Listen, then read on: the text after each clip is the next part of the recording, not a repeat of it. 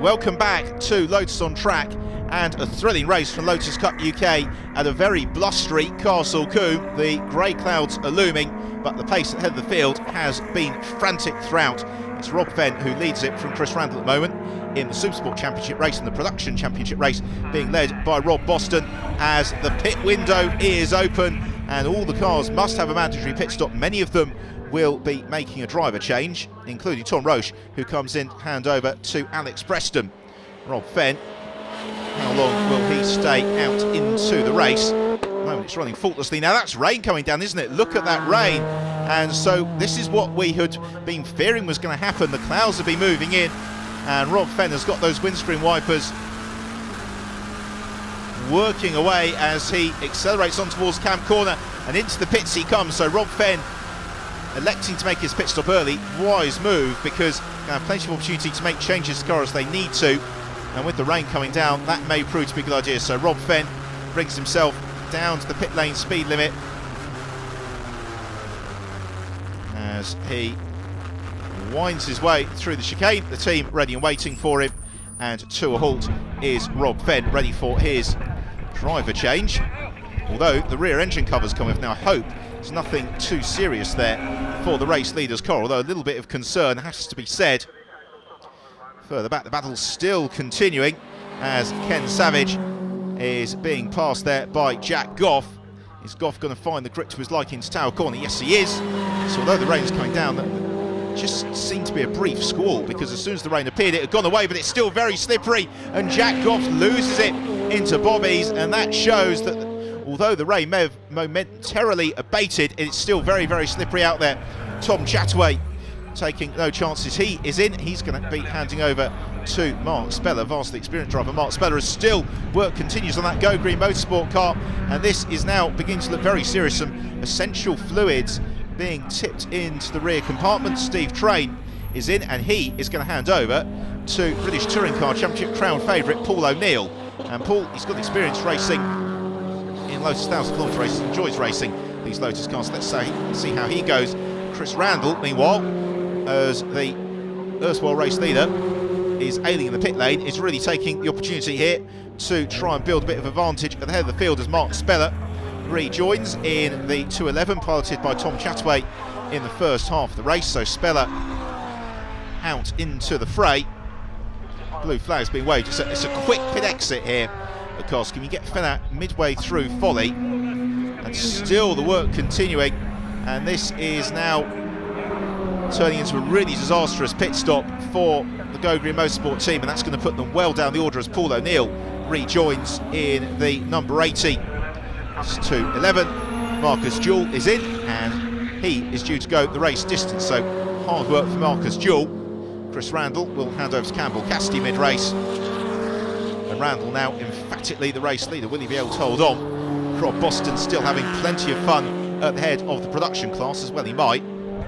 He's breaking into the chicane. Marcus Jewell, all fairly relaxed pit stop there. The team just poking around the car, hopefully nothing too serious, as into the pit lane comes the race leader. So Randall's in, he hands over to Campbell Cassidy, also in is Glenn Sherwood, and he will pass the baton on to very rapid Gavin Kershaw. So Campbell Cassidy being strapped in to the cockpit of the 74 Europa. The truck tyre exige, meanwhile, the treaded tyres coming on as it is increasingly blustery. Adrian Hall it is, that man who now takes over the lead of the race, and Adrian Hall is now going to try and see if he can take advantage whilst the others are in the pits. Martin Donnelly is in to hand over Steve Williams. As ever, a storming drive from Martin. That's what we know and love. As into the action goes Gavin Kershaw. Martin Donnelly debriefing to Steve Williams. And conditions out on track. The engine cover off though. And again, hopefully nothing too seriously wrong with that one, which would be a real pity. Still the changes continue. Paul McNeely will take over imminently from BJ Chong in the Fox Motorsport car, and Adrian Hall, the race leader's in, and again that's a single driver effort, so that's just a case of getting some fuel in the car. Ken Savage, another driver doing the whole race on his own, rejoins in one of the front running production class cars, number 2 machine.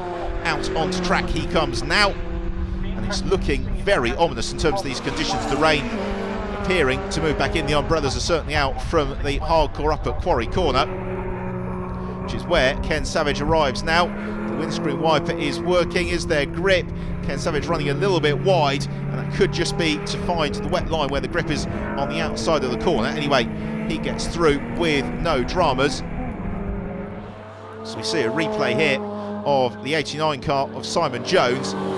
He's got Fulvio Mussi up onto his tail. Jones into Bobby's on the brakes. He turns in okay, and then unfortunately doesn't find the exit. Into the weeds he goes. It's a long way back to the track there from Simon Jones. He should be able to do that. As Fulvio Mussi now into the pits and debriefing Charlotte Burridge. In the meantime, it's over to the pit lane where Haley has found Martin Donnelly.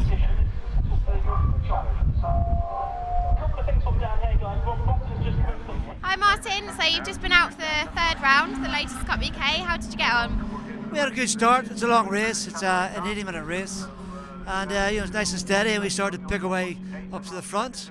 Oh, then obviously the weather started to turn difficult. It was a bit wet and dry and greasy. So I was looking through the windscreen of spectators to see how the umbrellas and see how bad it was. And then we developed an oil leak. Just since qualifying the race, we modified the oil tank to put up higher in the car, so it was like a system rotated, but it just didn't work at all. So the oil tank was just pure oil, so the whole inside of the cabin of the car could fill with oil. So tears rolling down, was coughing, came in. Steve said actually the engine bay was on fire. So we did our own modification back again to how it was. We tried it out, and the screen here has been good enough to let's go back out again. And we run towards the end. We'll hopefully pick up the class win. But it was good. The car was competitive. Had some really good manoeuvres with Steve Train, and Marcus Jewell, and the car's competitive here, and it's just a shame. I think we could have had a good podium overall. Yeah, I had a pretty solid first stint, came in the lead. I mean, I was behind the Fenn car, but I think they had a problem. So yeah, I had a pretty good first stint, came in 30 seconds in the lead, but we were a bit slow on the pit stop. We struggled getting Campbell in the car, and he had a bit of a spin, so we've lost time. I think we're running 7th at the moment. And there's a couple minutes left, so is he getting on all right? Well, yeah, I'm hoping the people in front of us, that 6 people will break down on the last lap, but I doubt it's going to happen. Yeah, it's very good. Weather was a little bit unpredictable because it's 1 minute it's got a bit of rain, and then you've got some cloud, and then the strong winds, and then with a heavy fuel load, it's a bit untemperamental, the car. But yeah, it was good. We're enjoying it. Great, and Gav's out there now. How do you get on? Yeah, Gav's just gone by. He's done a great job. So, but we just cannot get that podium. Where last race we was 4th overall, 1st in class. This one we're 4th again, 1st in class. But we're pushing hard, and let's hope it works out well. I think we qualified 12th. Started well in actual fact. I think by the time I came in, it was around about P5. It started raining, getting more greasy. But hopefully I brought it in, handed to Paul. Hopefully he can do the honours now. And there's a couple of minutes left. Are you feeling confident for him? Fingers crossed. Yeah. It was, it's interesting. It's my first time here. I've never actually raced with all the racing I've done.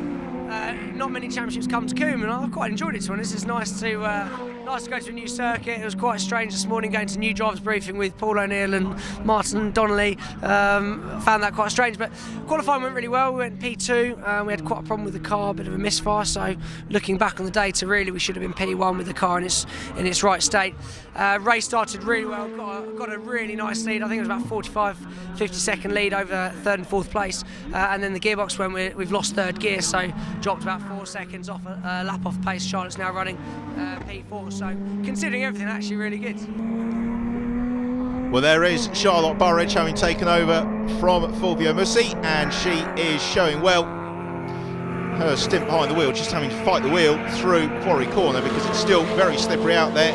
Yellow flags out, and that's why it's Neil Livesey whose car has turned into a bonfire. The marshals, though, very, very quickly on the scene to douse the flames, so hopefully foam aside, there shouldn't actually be too much damage done to that car. The driver's door opens, and the figure of Neil Livesey will, Led Zeppelin style, appear from behind the dry ice there, as Livesey is out of the car over the barriers, but unfortunately he and Tom Bradshaw's race is at a premature conclusion, which is a great pity. Another driver in trouble is Marcus Jewell, and Marcus Jewell is off, as is Mark Speller.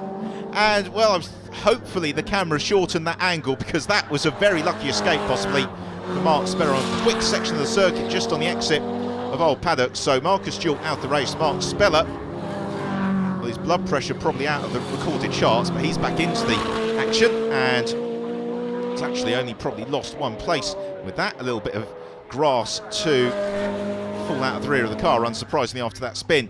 Well, Paul O'Neill has driven superbly since taking over the wheel of that number 80 car. He's brought it up into third position, so a really fine performance.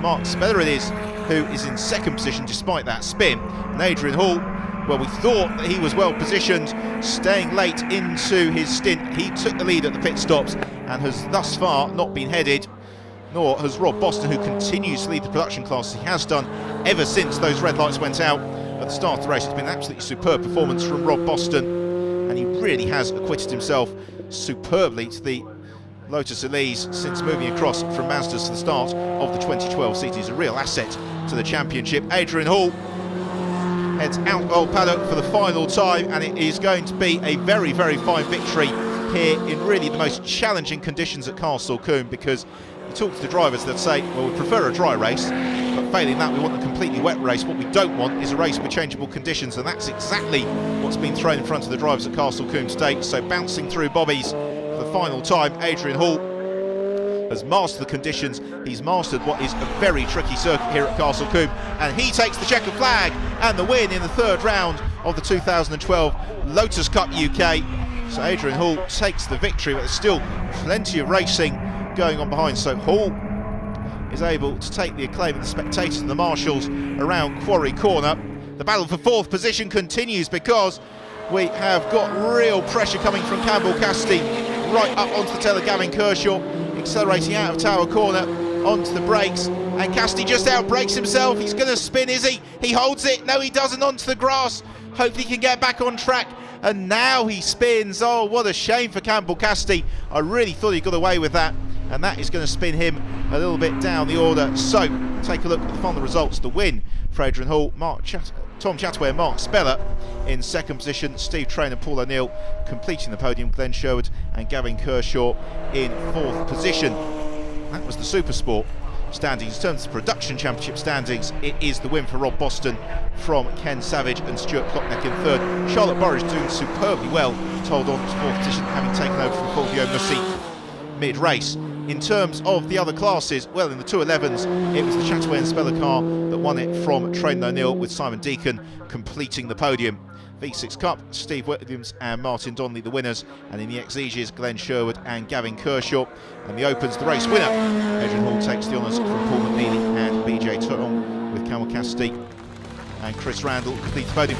Well, join us in a few moments' time where the action continues once more at Brands Hatch. In the meantime, the drivers celebrate on the podium.